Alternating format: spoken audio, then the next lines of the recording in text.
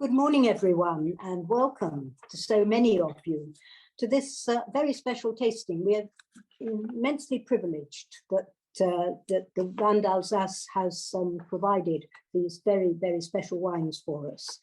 We've got three special people to present them. Foulques Aulagnon is the export manager of the Conseil Interprofessionnel des Vins d'Alsace. He actually grew up in the Loire Valley, the hotel restaurant run by his parents. And there he became a fan of the best wines in the world. And as he says, that naturally led him to Alsace. Maybe other people will disagree, but I think this tasting will perhaps emphasize that. We also have Olivier Humbrecht, Master of Wine, who's co-owner and winemaker at Domaine Zind Humbrecht. And he's been president of Biodivin since 2002, president of the Alsace Grand Cru Association since 2011. The domain has passed from father to son since 1620. It joined with Zind in 1959, has been organic biodynamic since 1997. It's 40 hectares on a patchwork of geological sites. Etienne Loew is comparatively new in Alsace terms, although his family has been involved in wine since the 18th century. His domain was established in 1996 with 0.7 hectares from his parents. And now he and his wife have 14 hectares, also on a lot of mixed sites. He too is biodynamic since 2012 and is a disciple of Nicolas Joly. In 2018, he's very progressive and is becoming much admired in Alsace. 2018, he made his first Crémant, and the same year his first natural wine. But today we're on Riesling, so over to our presenters. Thank you very much. Thank you very much to you. Thank you for taking part of this tasting and presentation. Even it's virtual, we are very close to Britain, especially because Alsace was very successful for a while, for centuries. I remind you that every week, wines from Rijkwier, in the heart of Alsatian vineyard, went to royal court of Queen Elizabeth I during the reign of the Queen. So it's a long relationship between Alsace and Britain. So thank you very much for this organization. I think I say also thank you to Emma Welling's PR team, and of course to Olivier Humbrecht and Etienne Loew for their remarkable wines and their presence at this presentation. So to not lose time, I propose to start to fast presentation. Not fast in sense it will be a deep presentation, but if we will have time, maybe 24 hours, it will be better to go in the details of Alsace, because Alsace is very special, very sometimes we can say complex region in terms of wine production and vineyard. You will understand why I say that. So I share the my screen in 1 second.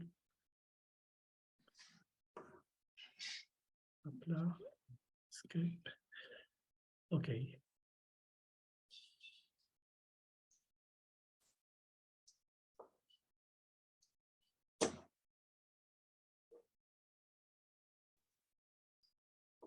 Okay, can you see the screen with the presentation? Okay, yes, wonderful.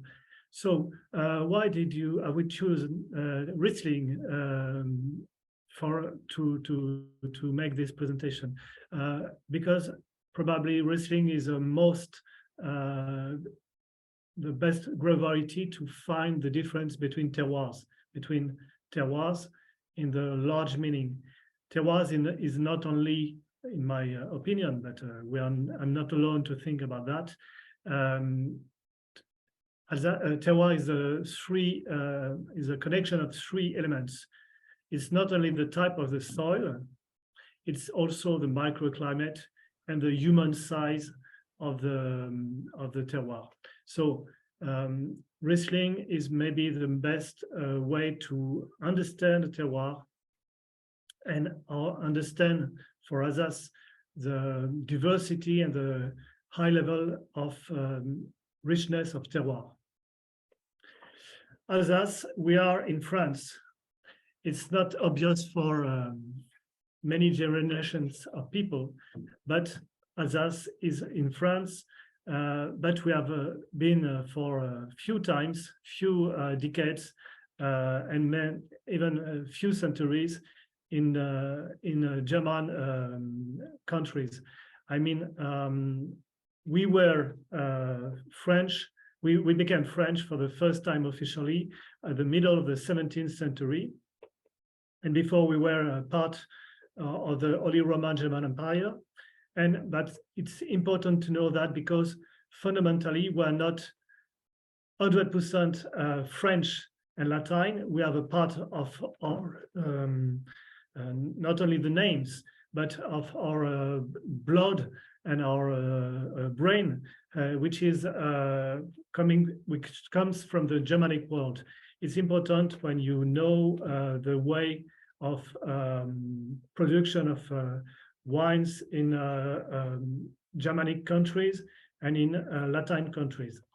And for the last time we were German during World War II, but the more relevant period when we were German was between 1870 and 1918, during until the end of the World War I. That's important because even we are fundamentally Latin and French, we have a part of our brain, of our heart, of our blood, which is German. So as you can see, Alsace vineyard is could be very cute, to be honest. It's important to know that we are French because at any time we could appear slightly as arrogant. By this way, we can recognize that we are French. Fundamentally, our way of to have given a hierarchy of our wines is typically French. It's based upon terroir. So we have a hierarchy with on the top, AOC Alsace Grand Cru, 51 appellations. And under this top of the pyramid, we have AOC Alsace. And AOC Alsace, which is a regional appellation, includes lieu-dit, so single vineyard, and communal. So we have 13 communal. It corresponds approximately to the village in other regions. And lieu-dit is a single vineyard, and it's exactly like a lieu-dit in other regions of France. And it's about 400 lieu-dit, between 400 and 500 lieu-dit are claimed every year in Alsace. It could appear as very large number, but when you will see the difference of the terroirs and the soils, especially in terms of geologic, you won't be surprised about this number of lieu-dit. You have also two mentions concerning sweet wines with a noble wort. Generally, it's a Vendange tardive and Sélection Grenoble, with the lowest yields with about Sélection Grenoble. No adjunction of sugar, no chaptalization. It's forbidden, of course, and it's a real tradition, maybe from our German brains, or it's more a Germanic way of producing wine. but it's a specificity of Alsace. Of course, in other regions of France, you can find sweet wines, sweet natural wines, but we are also known for these sweet wines, sweet natural wines, with no chaptization.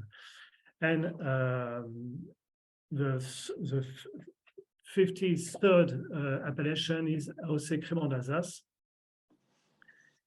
And it represents a large quarter, more than a quarter of our wines in terms of volumes. Something about Crémant d'Alsace to know is that we can produce Crémant d'Alsace with all the Pinot families, Pinot Blanc, Pinot Auxerrois, Pinot Noir, Pinot Gris, but also with Chardonnay, which is a grape variety forbidden for still Alsace wines, and with Riesling also.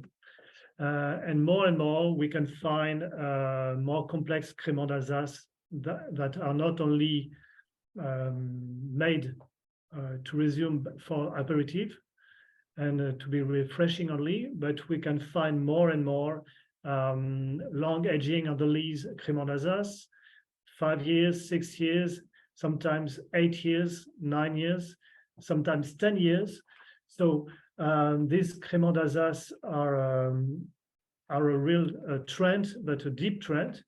And every one grower in Alsace who is producing Crémant d'Alsace used to do a classical cuvée and a more complex cuvée with blend of different Pinot and with Chardonnay, etc. About the Grand Cru, it represents 8% of the area. The area is 15,500 hectares, and 8% of the area is a Grand Cru, but it represents between 3 and 4% of the production by volume. And it's once more, it's 51 cahiers des charges, 51 appellations. Two specificities concerning the Alsace wines, the obligation of bottling in the region since 1972. We are maybe one of the 4 European regions, but I'm not sure of that, but I've heard that recently Chianti Classico has obtained the same privilege, but I know that Rioja and Champagne, we cannot find a tank of Alsace wines ex-Alsace to be bottled outside of Alsace. So this obligation is a privilege that we have since 15 years. The other obligation and specificity is to bottle in the flute of Alsace. It means that we cannot find, you will never find until today, even it's changed, bag-in-box of Alsace wines. It's only the flute, Alsatian flute. The very elegant shape of the flute we can recognize very easily Alsace wines through the world when we are looking for this kind of bottle.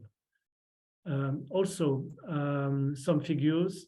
So we are producing circa 125 million bottles per year. It's a little bit less than 1 million bottles.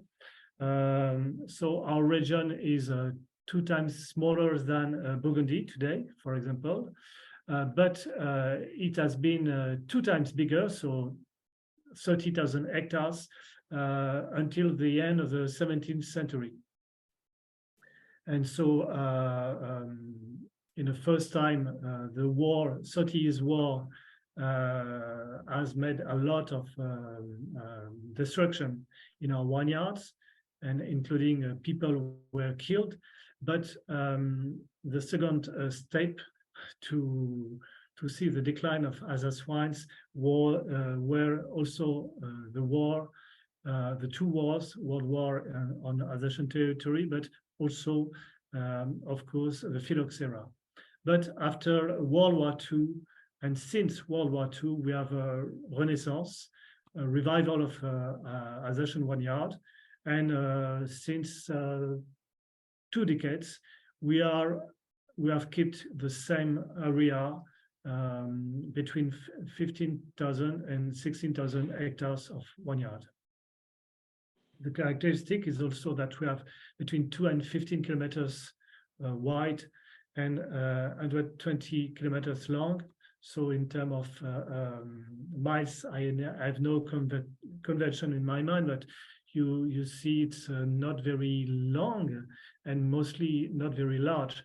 It's like a long way, but I will get back to the first map.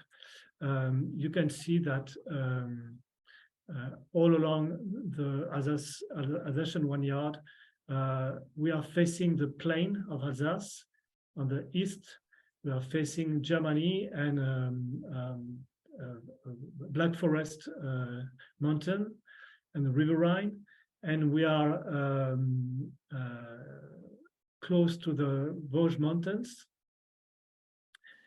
I've just been reminded that we need to move. We would like to start the tasting if we can very shortly. When you're ready. Okay. I just want to say that we are protected of humidity by the Vosges Mountains, of the rain, and it's very important to know that when we test our wines, it will be fundamentally different than other wines from the same grape variety on another terroir than in Alsace. So our dominant wine profile of wine is white wine, 89%. And so we will go quickly to the testing. And before that, I just want to remind you that we have 4 noble grapes, grape varieties, Riesling, Muscat, Pinot Gris, and Gewürztraminer, that are in the high majority of Grand Cru. And not in all, but in all Grand Cru, you have these 4 grape varieties. And with few exceptions, for example, Sylvaner is allowed. And more recently, since 6 months, we have a Pinot Noir Renaissance with a Pinot Noir which is recognized on 2 Grand Cru, Grand Cru Hengst and Kirchberg de Bar. Something to know also, we are the pioneer region for organic and biodynamic wines, not only in France, but in the world. We are among the top 3 regions of organic in France today and tomorrow also, and yesterday. And we are mostly the first region in France to become organic, and also the first to become biodynamic. And we are the first biodynamic region in the world. 28% of our wines are exported, and it's growing up. Great Britain became our 7th export market in 2021, and we're still growing up. Still nice to be appreciated by Britain. Also, in terms of varietal production, Pinot Blanc is a quarter because of the Crémant d'Alsace, which is this grape variety is very used for Crémant d'Alsace, and Riesling that we will test represents 22%, and a small part of the Riesling is used for Crémant d'Alsace, and the majority for AOC Alsace and the 51 AOC Alsace Grand Cru. And it's a second grape variety in terms of success of sales in Britain after Gewürztraminer.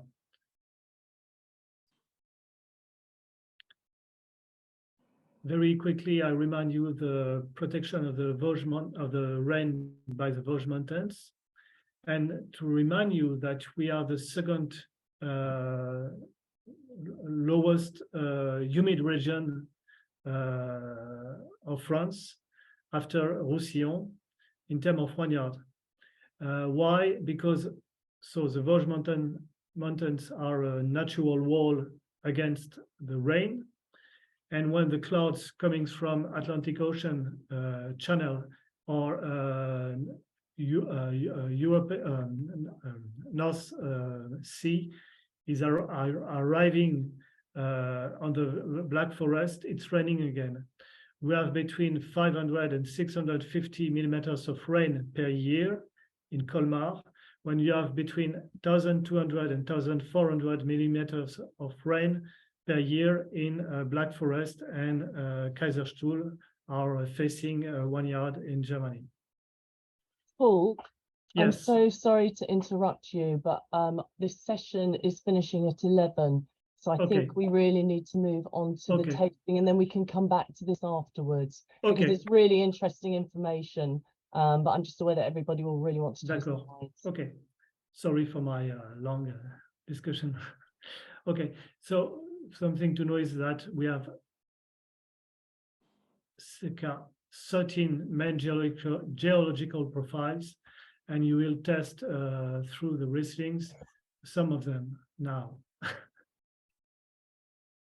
The first Riesling is coming from a limestone soil, and maybe Etienne and Olivier can give their own opinion about the Riesling from limestone.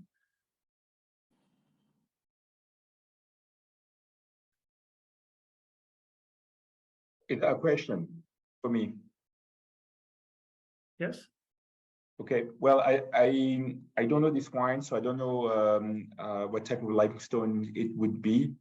But the limestone in Alsace, you have different groups.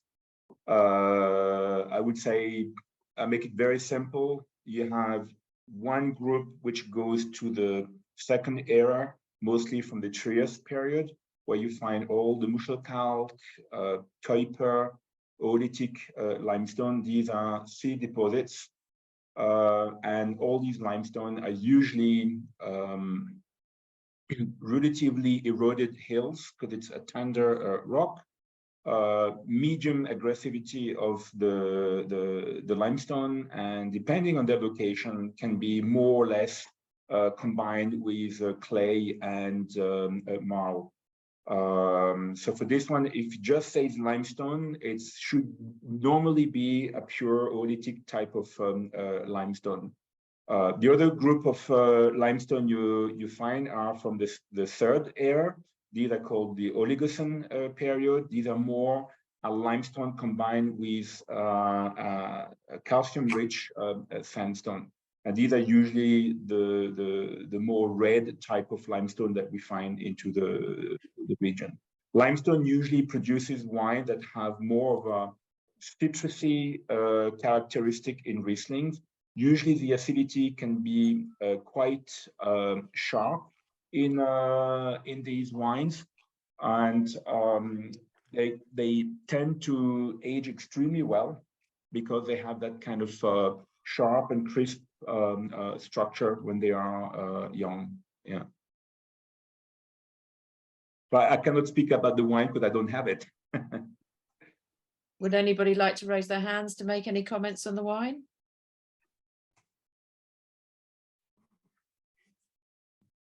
But you know, it's typical of AOC Alsace Riesling from limestone soil. So it means it's not a Grand Cru, it's not a Lieu-dit, a single vineyard. This is the entry level of wine, of our wine. And so I let you tell us what is your opinion about this wine. If you think it's citrus like in many times in limestone.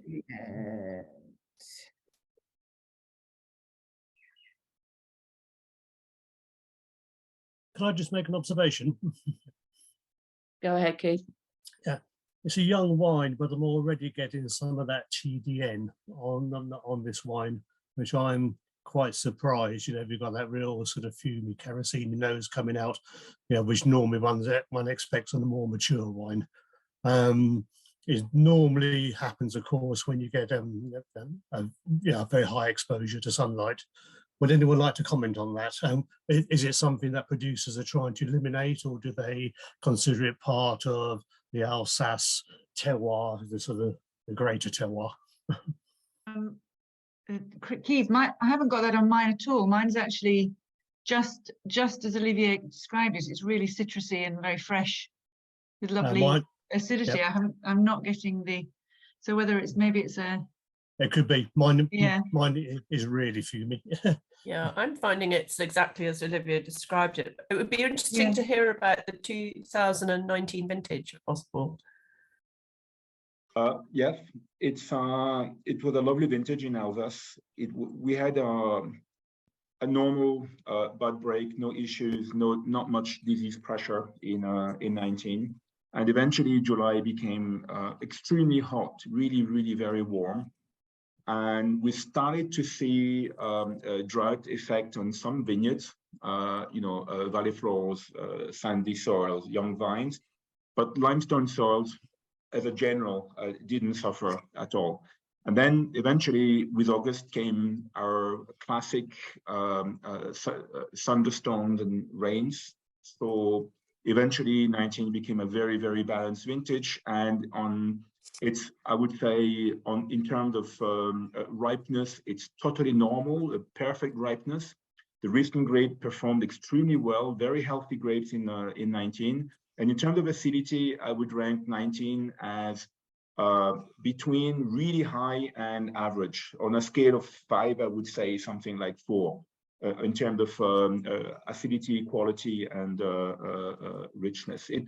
It's a vintage that every wine grower in Alsace really loved. Yeah, not too big in crop, healthy, sound quality.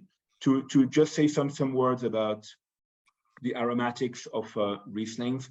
On 19 was not a vintage where the sun really did any damage on the grapes. The heat wave was in July when the grape was still pre-changing color. So there's no échaudage or burning or anything like that in 19. That's something you see much more on a vintage like 18 or 20, for example. Yeah. There's one question there from Sumi saying, what is the need for irrigation? Do you have a need for irrigation in Alsace in recent years? I'm laughing because the committee of INAO is coming to Alsace next week, and I'll be part of it to receive them. We will talk about our hierarchy of wine and Premier Cru and all these kind of things. And also there will be submitted with a request for irrigation. Today, Alsace is not allowed to irrigate, but the AGM of the Wine Growers Association validated it. It was validated in the local INAO Alsace committee, and now it has to move to Paris. And we'll know what their answer will be. So today, irrigation is not allowed in Alsace unless you declassify in table wine or for vineyards which are not producing grapes, like the first 2 years. Do we need to irrigate? I would say yes and no. It depends on the geology, the location of the vineyard. Obviously, Colmar area is drier than if you go north or south of Alsace, or if you go deeper into the valleys.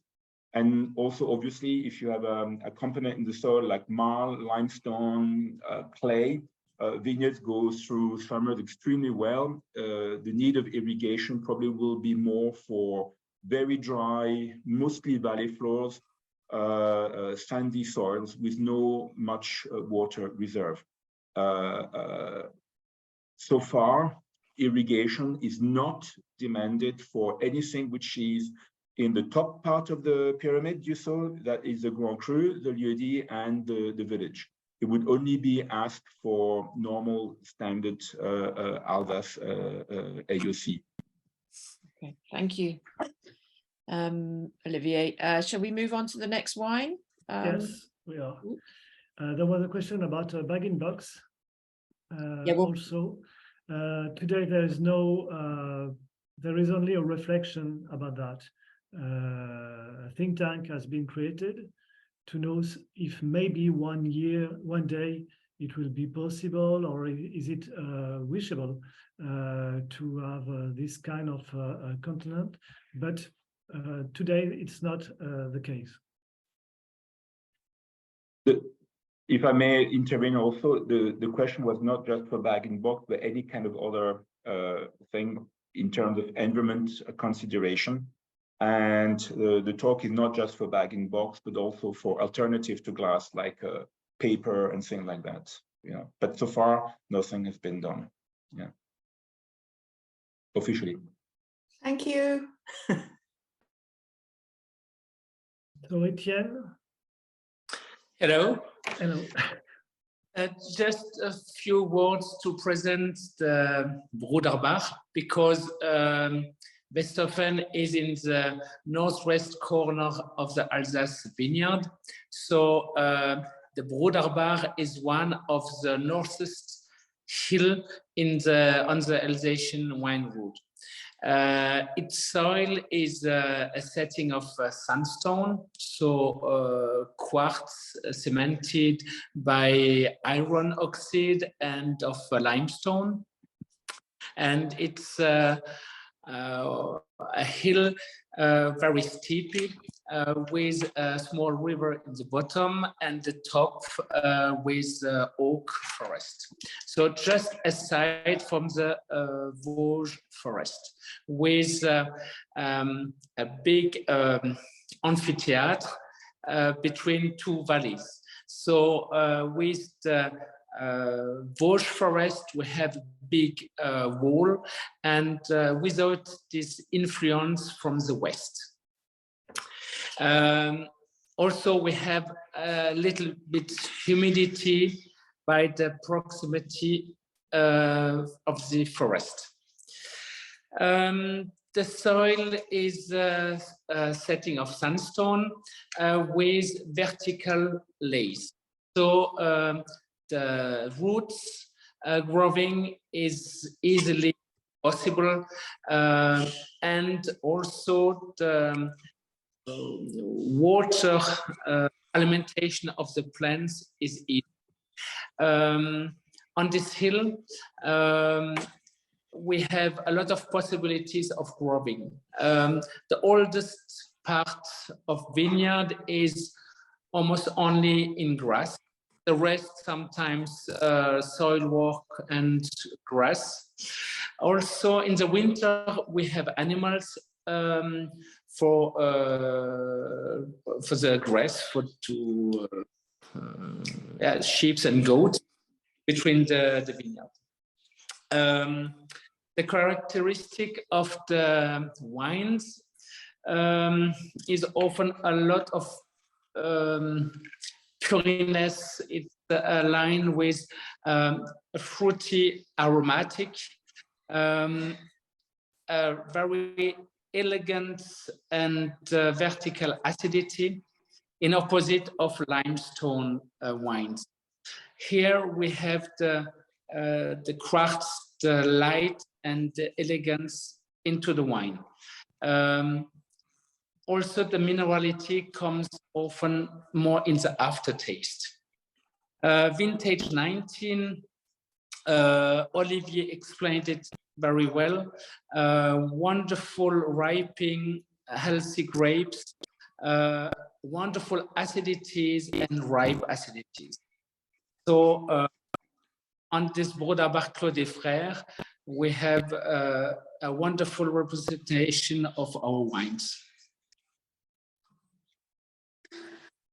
Have you some question or no question? Any comments on this wine? Sorry, is there any lees aging in this wine? Excuse me? Is there any lees aging? Sometimes we have some aging flavor after 5 or 6 years aging. This weekend we have a big tasting, and so we have the possibility to open some old vintages. Personally, I like the Clos des Frères after 7-10 years, because you have a complete mix between fruit, young taste, flavor, and evolution, and really this stony cracks flavor. Etienne, may we say that generally sandstone give more freshness than compared to clay or limestone soil? Yes, exactly.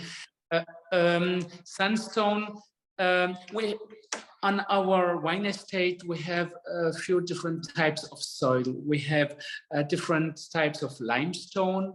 We have marl, green, black marl with gypsum, red marl, and sandstone. So it's easy to compare each type of terroir for the same grape. If I compare the Riesling Broderbach 19 on sandstone with his cousin, also south-faced hill on the Ostenberg with Muschelkalk with limestone. Sandstone gives the elegant style with the silky, the very subtle style of the Rieslings, in opposite of the Ostenberg, which is more on the largeness, with a larger and more intense acidity. Thank you very much. Thank you, Etienne. It's absolutely brilliant. Lovely wine. Thank you very much. Thank you. So we're going back. Wine. Sorry. Are we just moving on to the next wine now? Yes. Okay. So we're going back to the south, close to Colmar, between Colmar and Westhoffen, in Ribeauvillé. Another AOC Alsace Riesling, so entry level, AOC Regional, with clay and limestone. So clay is, of course, louder than limestone and give more, maybe less tension and more, it's fatter usually. Clay give more fatness to the wine. I have tested this wine many times, and you can find a rounder acidity. Is less powerful than pure limestone in general, and it's many often when you have clay, it's more oily notes, oily texture. I don't know what is your opinion about this wine.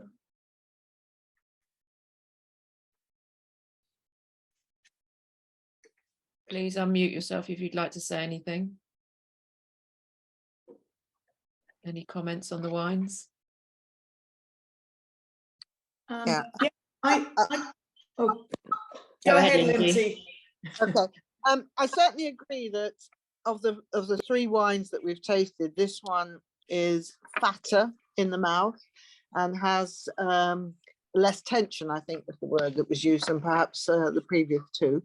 And I think, yeah, great example of what it's of what it is. It's kind of pretty textbook to me, but what does everybody else think? Hi, can I say something? Stephen Skelton. Go ahead, Stephen. Yeah, I put a note there. At what point do Alsace wine producers think that a residual sugar level is too high for a dry wine? I hesitate to order them in restaurants because you never know what you're going to get. And if I go to a restaurant and want a dry wine, Alsace, I'm afraid, is not the first wine I think of. So that's a good point. And 1 year ago, yes, 1 year ago exactly, we have had a huge decision, very important, that we needed for a while concerning scale for sweetness. And since vintage 2021, there is an obligation to put a scale concerning the European scale concerning sweetness. So you have 4 points: dry, medium sweet, and sweet. And you have 2 criteria. The first one is the level of sugar. If you have less of 4 grams of sugar per liter in your bottle, you're automatically dry. But when you can have 9 grams of residual sugar, just when you have a difference between tartaric acidity of less than 2 points. It means that this wine, for example, is dry, is considered to be dry because you have more acidity, 2 points more of acidity than level than the residual sugar. So officially it can be labeled dry wine. And of course you have more fatness in the wine because of the clay and because of the sugar that you have in the mouth. But it's balanced by the high level of tartaric acidity, and that you can find all around Ribeauvillé with limestone dominant soils.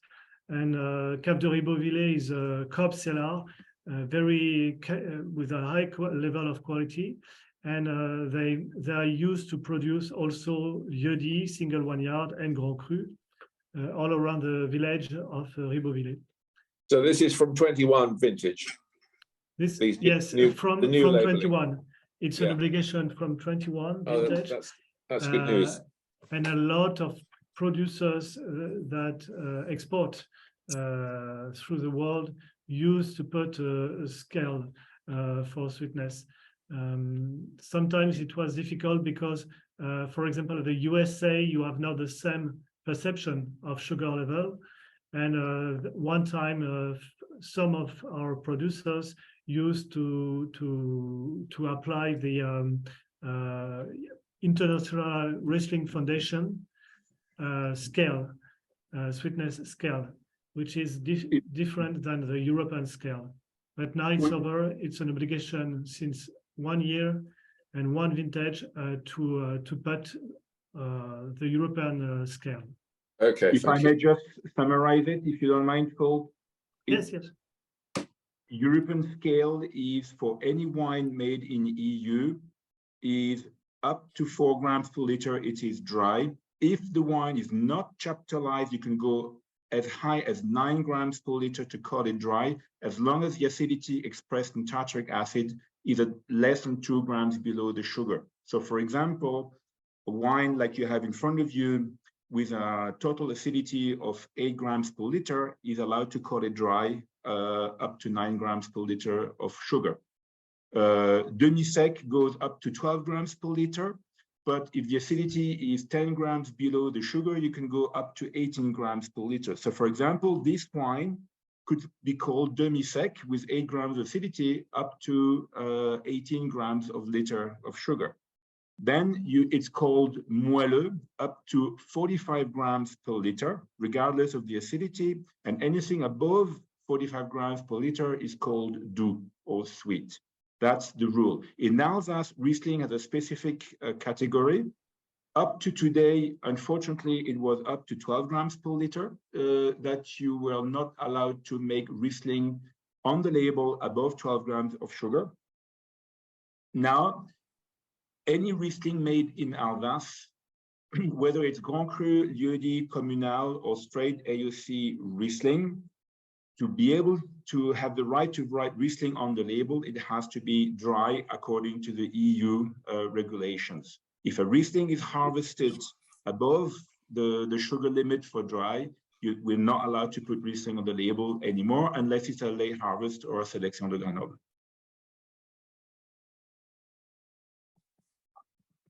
Okay, we can continue by the next wine. So what we are going up on the map in Andlau, in the first third part of the vineyard, from the north to the south, is Domaine Gresser with a Grand Cru Münchberg, limestone soil, 2018. So once more, it's limestone soil, and you have a higher level of acidity, very high. And for having tasted many times this wine, I know that you have freshness because you have freshness in the vineyard, but you have also a kind of powerful or kind of power, larger wine compared to the other sandstone soils from the same area. So the estate is also organic, but it's from another vintage. Maybe Etienne, you can talk to us about the vintage 2018 in your corner of the vineyard. 2018 was a wonderful warm vintage for the vacation, but very hot and dry for the wine grower and for the vines. 18 was also a generous year by the production because we had wonderful grape, healthy, rich in sugar, but a little bit softer in the acidity. The acidity level is in 18 a little bit lower than 9. Okay. And for those who went in Alsace in June 2018, we had some high level of rain and also of sun, and it was like a tropical climate during a few days, and the plant, the berries, became very were very happy and very glad to open and to go through the slopes, and it was very necessary to work in the vineyard during June 2018 to make some discipline to the plant. Would anybody like to comment on the wine?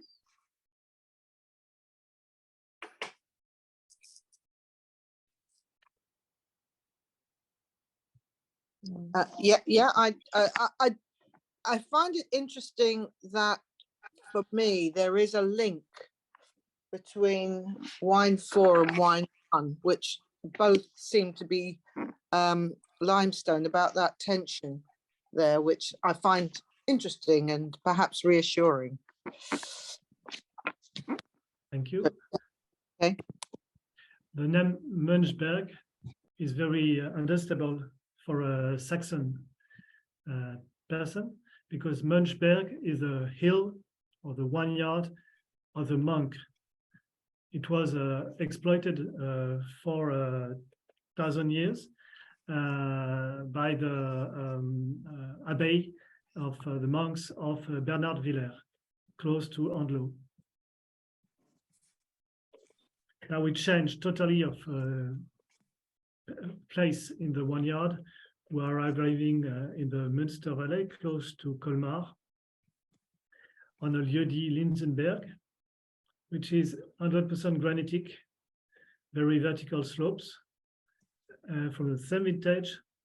And at this time, 2018, the estate was in conversion, organic. You have higher level of sugar, maybe because of the south-facing vineyard that you can see here, lieu-dit Linsenberg.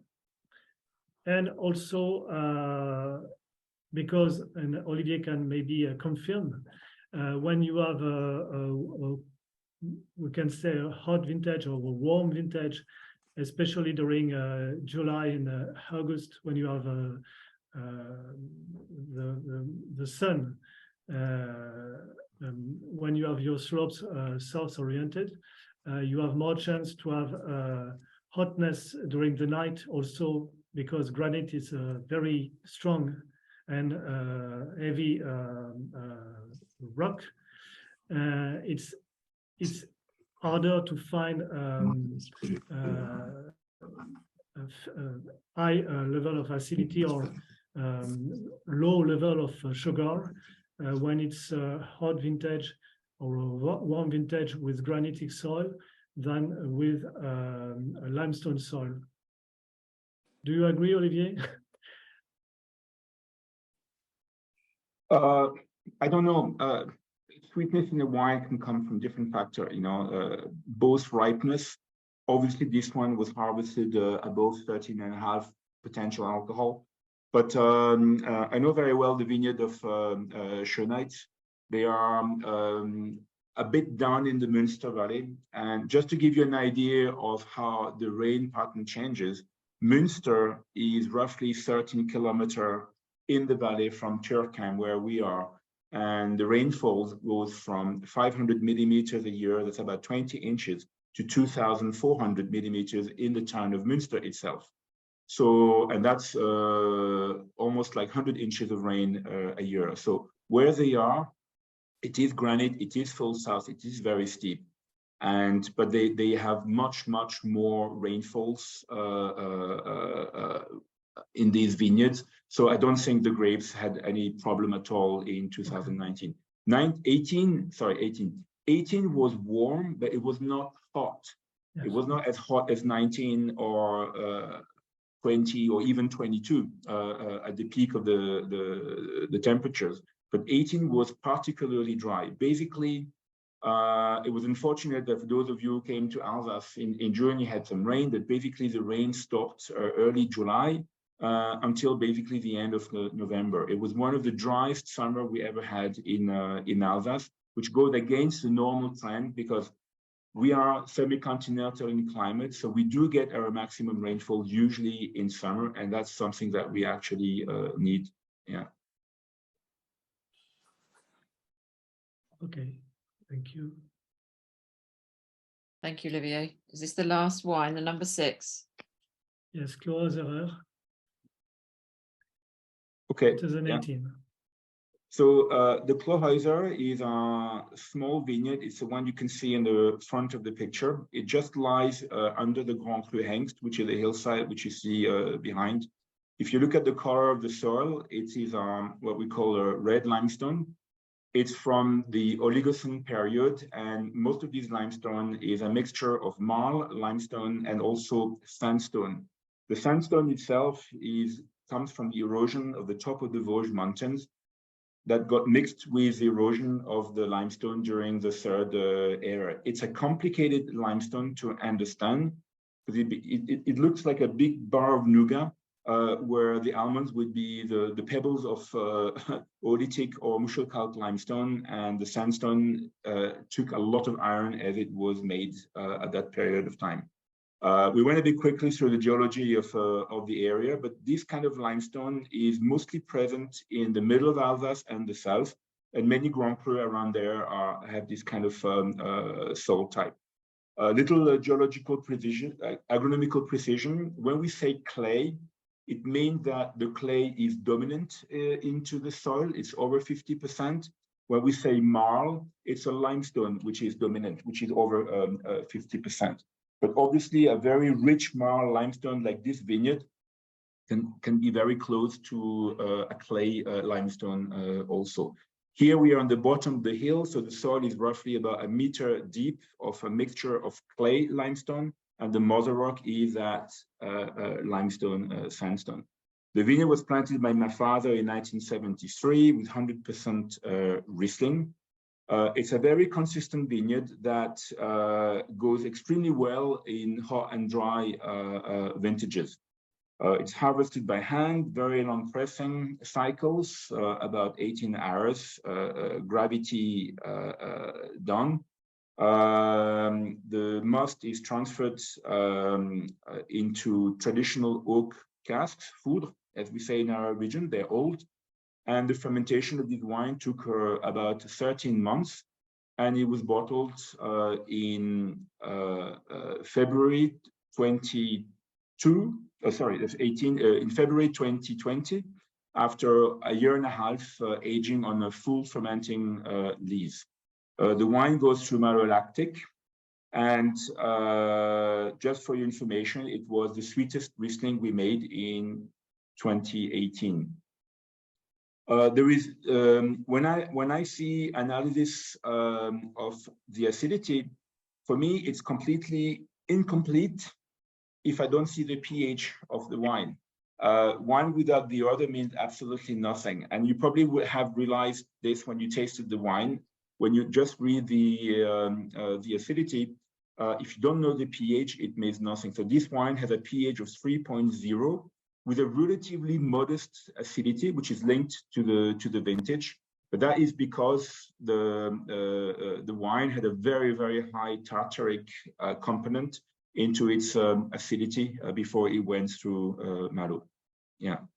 So Häuser is usually a wine that takes a long time to develop. You might see still, I don't know, with a little sample bottling, but our wines can be a bit reductive when they're young and have some carbon dioxide, which maybe you don't see now in the sample bottle. But it's often characteristic. Häuser is a slow developing wine, lots of leaf effect when it's young, lots of wet stone aromatics that eventually develop in that beautiful mature Riesling character as it goes along. The acidity is quite good in this wine. I was even surprised myself because I haven't tried it for a while. It finishes quite crisp and fresh, despite, as I say, a modest acidity. But that's because the pH is very low into the wine. I have a question. Is it useful for you, Etienne, and you, Olivier, to use malolactic fermentation? Personally, I use often the malolactic fermentation because it's just natural fermented, and especially in vintages like 18 with low acidities, it's very easy to have active malolactic fermentation before, during, or just after the alcoholic fermentation. Olivier spoke about the pH. Yes, pH is very important, and it's very surprising. I have some values in 15 vintage 15 where we had pH approximately around 2.55, extremely low pH and extremely fresh acidities after malolactic. Crazy. But the malolactic gives stability into the wine, gives also pureness, I think, and ripeness in the acidity. Okay. Yeah, I totally agree. It's something that is very difficult to avoid. If you want to avoid it, when you have long natural fermentations, it happens sometimes. Can I say something? Sorry, finish. And when the ripeness of the grape is perfect and the malic acid is very low in percentage into the acidity, it doesn't change much of the acidity. And the proof is in the value of the pH that remains almost the same before and after malolactic. The wine becomes more stable. There's less risk of problems later on in the bottle, especially again if you don't sterile bottle the wines later on. It also brings a certain weight on the palate. It's something that was avoided like plague in the past, because when you had unripe Rieslings with high malic content, the malolactic would give a sort of a buttery, biscuity, cheesy yogurt kind of flavor profile to the wines. But that's something that you don't see anymore today with good ripeness in Rieslings. Yeah, Olivier, hi, Stephen Skelton. One thing I was surprised at when I visited you was the length of your pressing cycle, and I've never really quite understood exactly why you do that, and I don't know anyone else that presses for 18 hours. It's one of your specialities, obviously, and it seems to work. Yeah, we do it because we can. A lot of people can't do it because they are overwhelmed by the amount of grapes coming in a day of harvest, and this gets worse and worse in our region when the time of harvest is not just earlier, but it's also more compressed in time. In the past, people used to harvest over 5-6 weeks in the region. Now it's often just 2 or 3 weeks. So you have to deal with more grapes in a day. So why do we do it long for different? I did many comparison and experimentation in the past. And the advantage of a long pressing cycle for me is, first, you get a much clearer, cleaner juice with significantly much less sediments. If, of course, pressing long is one thing, but you also have to rotate the press much less and space more the rotation that we call the rebêche. So instead of turning the press every 5 minutes, every 10 minutes, we turn it every 2 hours and just do one tour, which slows down the extraction of the juice. The juice is much clearer, and therefore you have to extend the time of pressing. Initially, it was really to have much clearer juice, so you don't need to treat them with, whatever you can use, centrifuge, enzymes, whatever, filtration or something like that. Then I also realized that we increase actually our percentage of extraction. You can get, 1 to 2% more juice at the end of the pressing of something of much better quality also. Yeah. Good, and I like to see some tannins in the wine also. It's something we never speak in white wines. And it's something that the people who do maceration wines nowadays really focus on. And for me, that little kind of dry maceration into the press is a way also to extract some of the elements from the skins, especially phenols. And when I analyze our phenols, I can see it's often 20, 30, 50, 100% more than what we used to do before we were pressing shorter, Great, thanks very much.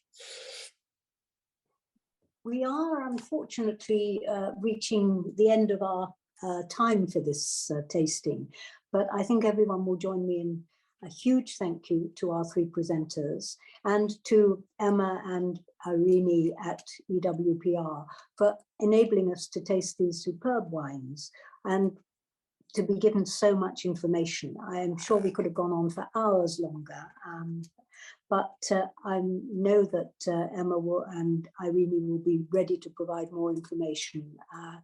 So thank you everybody so much. This was a superb tasting. We're very grateful indeed.